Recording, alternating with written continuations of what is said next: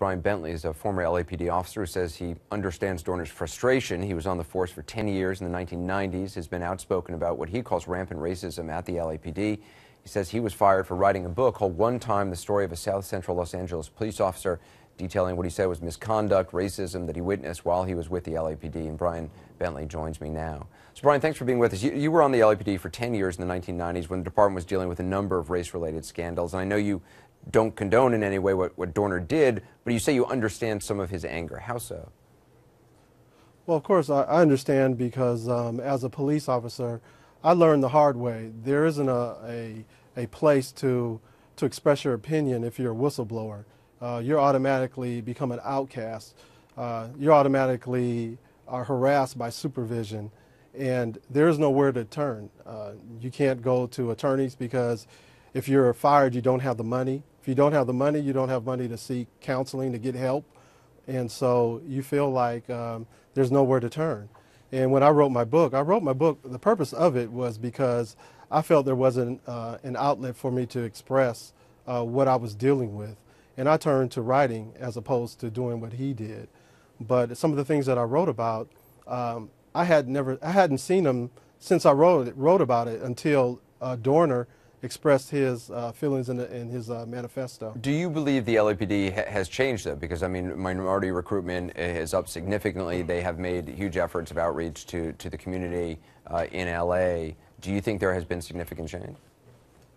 I know there has not been change. There has not been a significant change. It's different from when I came up. When I came up, my training officer looked at me in my eye the first day and told me, "Hey, you're black. You don't belong in this job. My job is not to train you, it's to get you fired because you slipped through the cracks." Of course, they can't say that anymore, but that opinion is still there. And that view of the department still runs through that department. And there's lots of proof to that claim.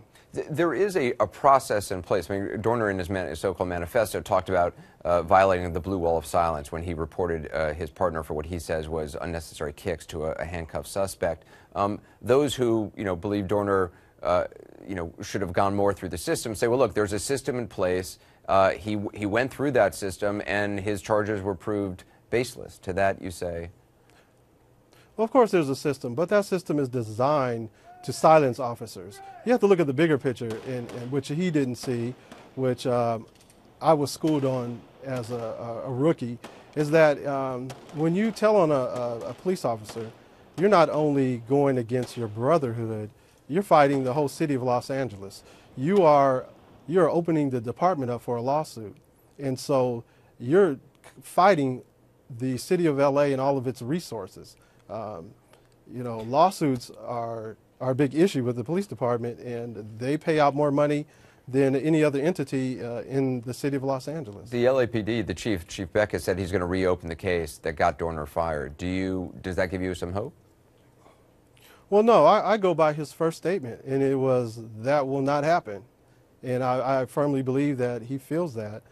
And it's not going to happen. It can't happen, because if he opens that case, I personally know 50 officers who want their cases reviewed also. And that just opens up a whole Pandora's box.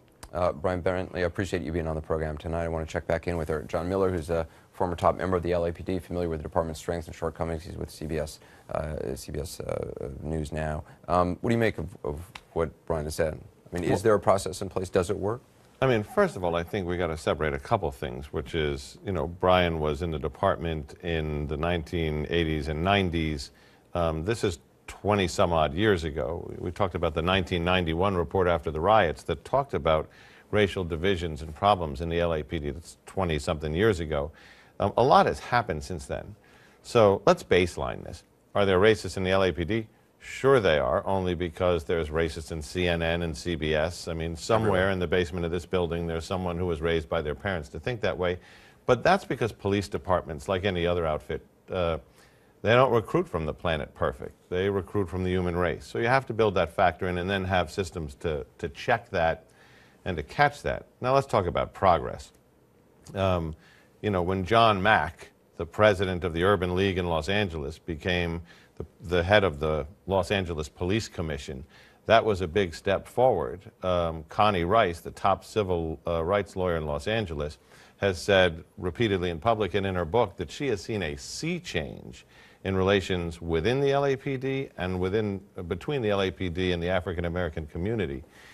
You look at Los Angeles, it's got a roughly 11% African American population. If you look at the command staff of the LAPD, 22% of their captains and above are African American. The 3-star chief of operations, my good personal friend and a superb cop, is Earl Pasinger, an African American who grew up in South Central LA and was a commander there for many years.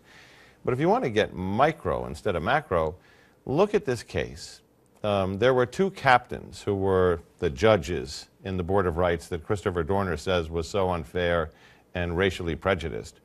One of them, he may or may not have been aware, is married to an African-American woman with whom he has several children and is a commander in South Los Angeles, where he is revered by the community and beloved. So it's not perfect. No place will be. But I think the progress has been marked, and for the